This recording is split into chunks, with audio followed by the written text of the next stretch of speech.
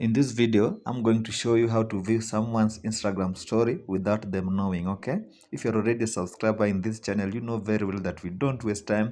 We just dive right into the content you are looking for. Let's get started. Okay, locate the Instagram app. Here we are. Then locate the story that you want to view. Maybe this one. Okay, let us just look for another story here. Just a random story. Let's assume we want to view story of this guy here, but we want them not to see that we viewed their story. What do?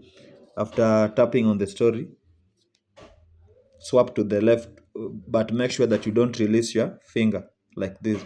By doing this, they will be not notified when you view their Instagram story. Alternatively, you can go to their main profile, then view their stories. After viewing their stories, then you can view their stories. After viewing their stories, click on the three dots, then block them until the story disappears. Then you unblock them once again. Thank you guys for watching. If you found help in this video, make sure to like it and subscribe to the channel for more tips like this. Thank you.